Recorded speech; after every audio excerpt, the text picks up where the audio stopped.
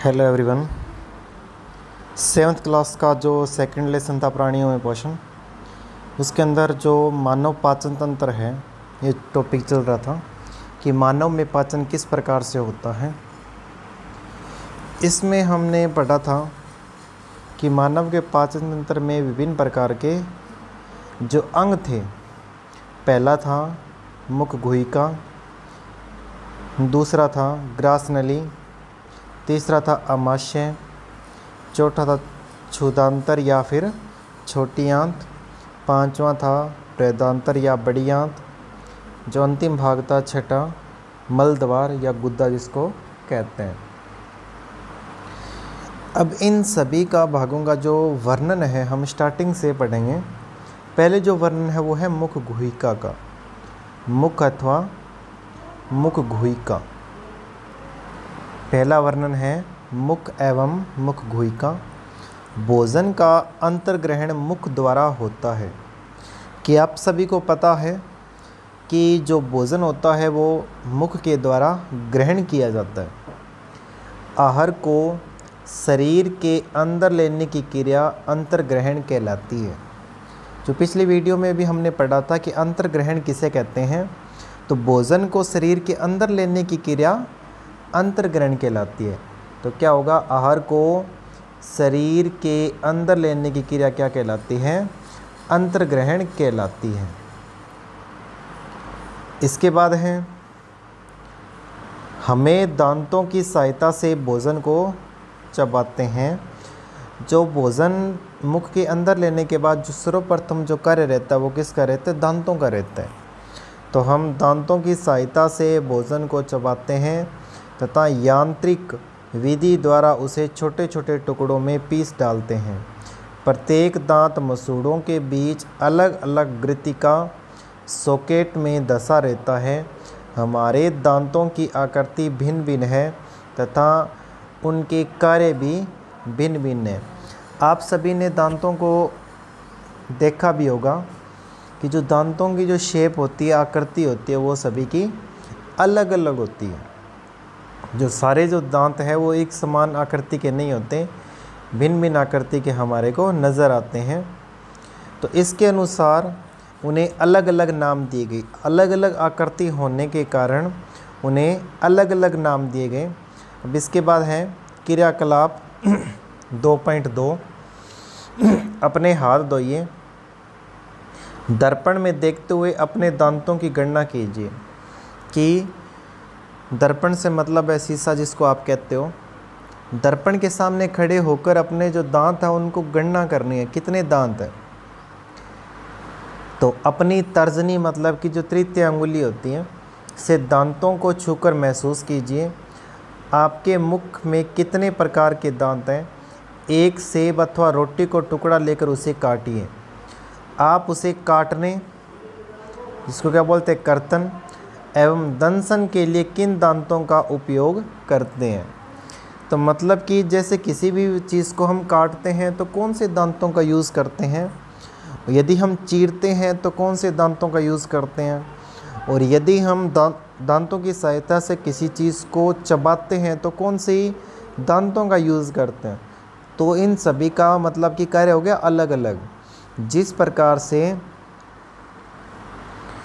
हमने किसी सेब को काटा, सेब को काटेंगे तो कौन से दांतों की सहायता से काट रहे हैं। भोजन को यदि काट रहे हैं तो कौन से दांतों की सहायता से काट रहे हैं।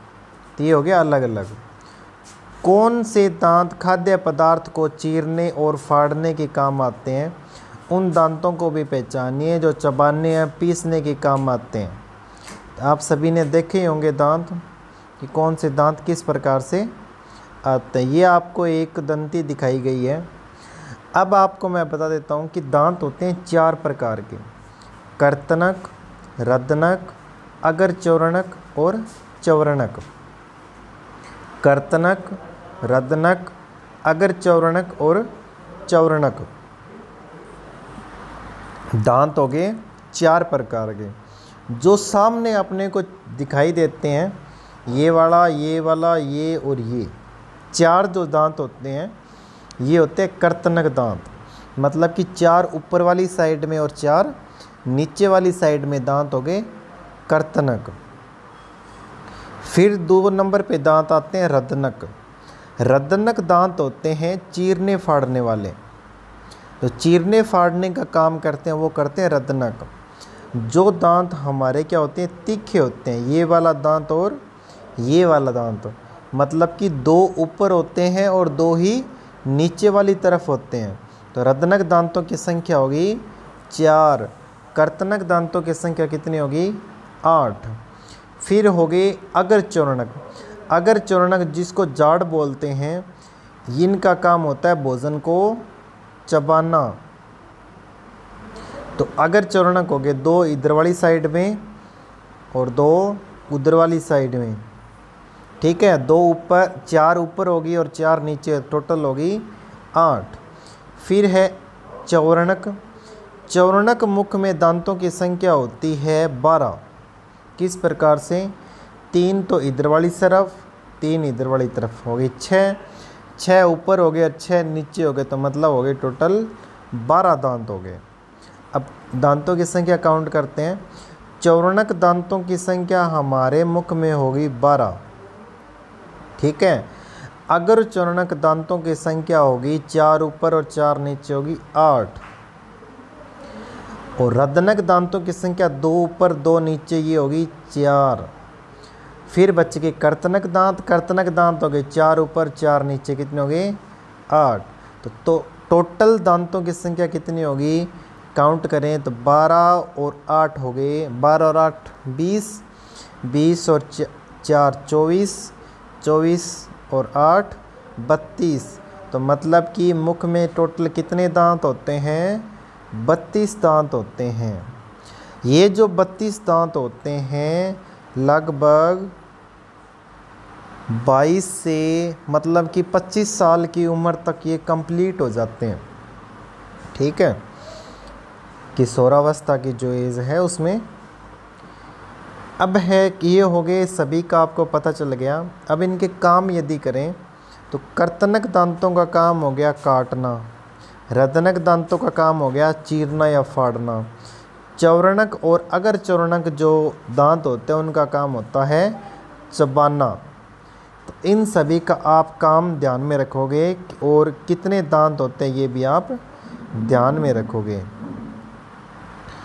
फिर इसके बाद है ये आपको एक सारणी बनी हुई है, इस सारणी को कंप्लीट करना है कि दांतों के प्रकार, कर्तन एवं दंसन वाले दांत जो काटने का काम करते हैं वो यहाँ पे लिखोगे। ऊपर निचले जबड़े में कितने होते हैं और ऊपरी जबड़े में कितने होते हैं, योग यहाँ लिखोगे। फिर है चीरने या फाड़ने वाले दांत। चीरने फाड़ने वाले दांत निचले जबड़े में यहाँ, ऊपरी जबड़े में यहाँ लिखोगे, टोटल यहाँ लिखोगे। फिर चबाने या पीसने वाले दांत, जो चौरणक और अगर चौरणक दोनों का एक साथ ही लिखना है कि ऊपर वाली निचले वाले जबड़े में कितने होते हैं, ऊपर वाले में कितने, और टोटल यहाँ लिखोगे। तो इस प्रकार इन दांतों के लिखोगे।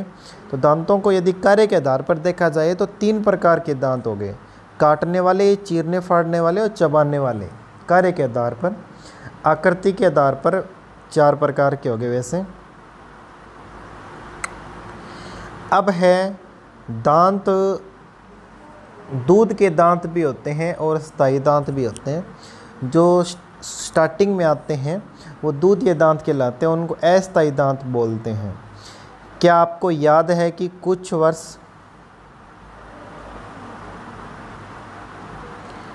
पूर्व आपके दांत गिरने लगे थे?